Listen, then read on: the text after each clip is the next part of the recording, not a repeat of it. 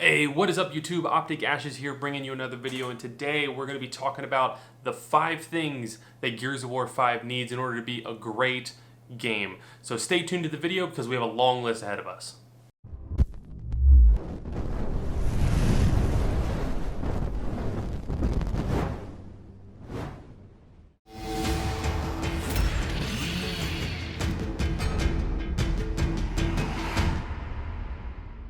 We've all experienced the woes of split tuning in Gears of War 4, and that's why I'm saying number 1 on the list, Gears 5 needs to have one single weapon tuning. Let's not just talk about opinion, let's go ahead and break down how this negatively affects the current title, Gears of War 4. So Gears of War is a game that's working on regrowing itself and its player base. The problem with those two tunings is you're now taking that player base that you're trying to grow and you're splitting it in half. You have those who prefer core weapon tuning and those who prefer competitive weapon tuning. Not only that, but then you have specific game types that are only available on certain playlists. So if you want to play King of the Hill or TDM or something along those lines, you have to be used to core. Whereas if you want to play Escalation or Execution, you have to be used to competitive. And not only are these two tunings dividing up playlists, but you also have two different versions of the game. The game differs in everything from damage that the weapon does to ammo counts on some weapons, which is actually kind of mind-blowing. By having one tuning somewhere between core and competitive, you have a nice balance of both tunings, bringing the community together once again, and then you have one tuning for all these playlists, allowing them to be available to all the different players without having to learn a different version of the game. It's important to keep in mind going forward for the Gears developers that you can't make everybody happy, but if you want to think long term, every other Gears of War game has been one tuning with just updates and patches along the way. In fact, that's how most games are treated. Let's do that for Gears 5. Topic number 2 is a ranked leaderboard system. Currently, you can queue up for a ranked match in Gears of War 4 as a new player, as a silver ranked player, or even a gold ranked player, maybe an Onyx ranked player, and by yourself. And find yourself in a match where you have 2 gold teammates, 2 Onyx teammates, and you're against a stacked pre-made team of 5 diamonds. Now, they have addressed this in a patch. It's somewhat kind of maybe possibly not really fixed it, but it's still really bad. And it's still affecting games going on right now. So it's important going into Gears of War 5 that we have an actual ranked skill-based matchmaking system. Meaning if you're a player of a certain skill level, right about here, you're only going to play other players right about here. You're not going to play the players up here, and you're not going to be beating up the players down here. You're going to be playing people around your same skill level, and that's how your matches are going to play out. The addition of leaderboards allows for another replay value being added to the game. Now what I mean is, this is going to be something that draws people to come back and continue to play the game over and over and over, because there's going to be that grind factor of reaching number 1 on respective playlists. If you want to reach number 1 in Execution or Escalation, you can see a visual leaderboard of your rank compared to the people around you and what you need to do to get that number 1 spot. This system works in League of Legends very well. There's a lot of people who stream titles even are grinding for rank number 1 on whatever region or whatever server. This is something that could have helped the content creation community, helped the path to pro, aka the esports community, and just give people replay value in Gears 5. To be clear, I personally think that they should mimic something along the lines of what League of Legends does, or what even Rocket League does with their rank systems, where there's a separation of team-based and then solo duo queue, and the separation allows you to still play with those groups, but it changes your rank depending on your group. Whereas right now in Gears of War 4, you get the same rank whether you're doing it by yourself or you're doing it with 5 pro players or 4 pro players on your team. Item number 3 on my list is a Theater Forge mode. Now I'm combining these two. These are obviously very different things, but on September 25th of 2007, Halo 3 was released, and Halo 3 featured Theater mode and Forge mode.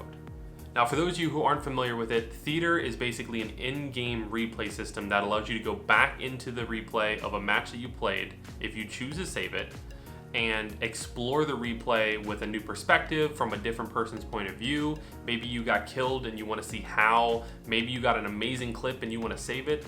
Maybe you want to film some cinematics or something that happened during one of your games. You can fly a ghost camera around and do that with Theater mode. It also helps the esports scene because you can record those matches and then go back and watch them in-game without the use of some sort of third-party software or equipment, like OBS, for example. Forge mode allows people to go into multiplayer maps and change certain items, add weapons, change respawn points, and basically create a new map within a current existing map. In fact, in future editions of Halo, they released maps that were basically blank slates with some texture and graphics, and you can make your own multiplayer map in them.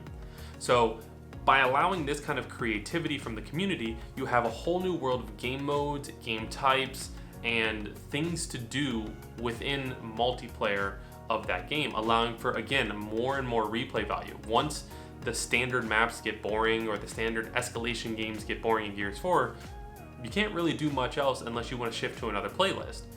In Halo 3 and other Halos, you could then go to these community-made maps, you could play those. In fact, some of them ended up being esports maps, especially in Halo Reach.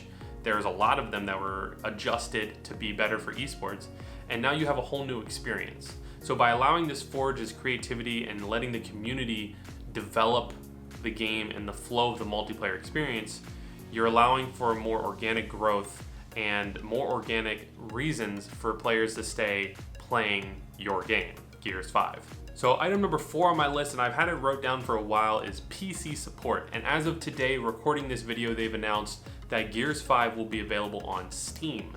Now this is really exciting news for the PC community and for just the entire Gears of War community, because what this is going to do is it's going to open the doors of Gears of War 5, Gears 5, to an entire new player base.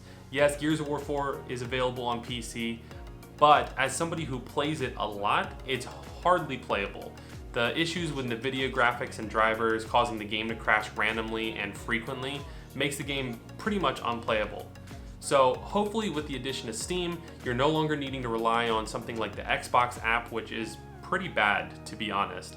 And you have the built-in friend list and messaging features of Steam, as well as the entire user base of Steam, seeing this game on the front page when it launches, trying this game out, and hopefully enjoying themselves some good old Gears of War.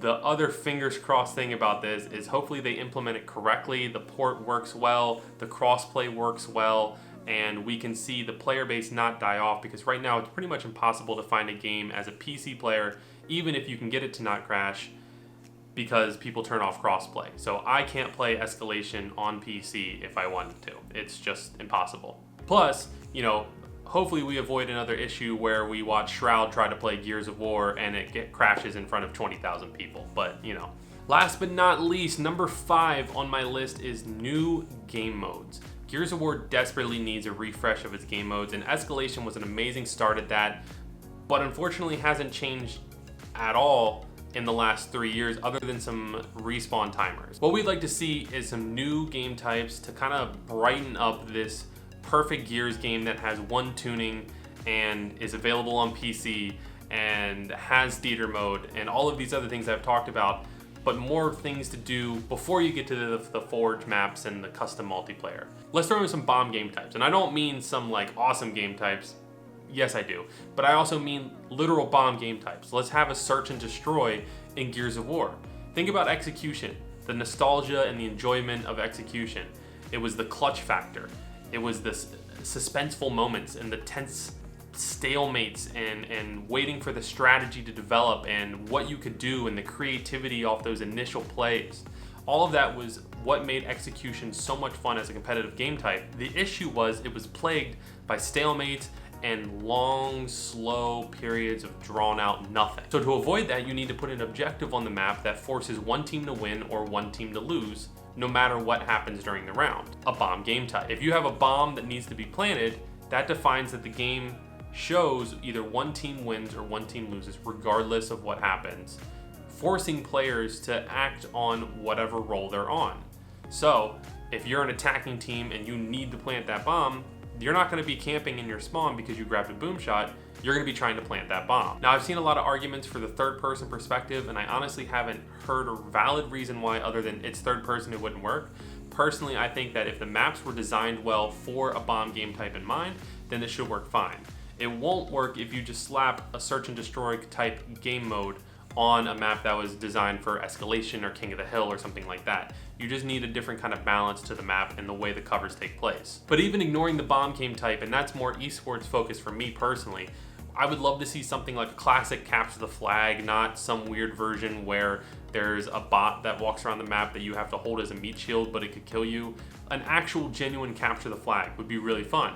Or even throw in something like a oddball where you have to hold an objective and you have to keep that teammate alive who's holding that objective. Just hopefully they add some new things into Gears of War 5. Alright guys, that's gonna do it for this video. Hopefully you enjoyed. If you have anything that you really want to see them add to Gears 5, maybe your Gears 5 wish list, let me know in the comments down below. And while you're down there, make sure you hit that like button. It really means a lot to me and helps support me and my content. And you can subscribe to the channel. I'm trying to upload at least once a week. I'm just gonna kind of keep the videos rolling. I have a bunch of ideas wrote up on the board up here. So if you enjoyed, like button, subscribe down below. Thank you all so much for watching, and I will see you all in the next one.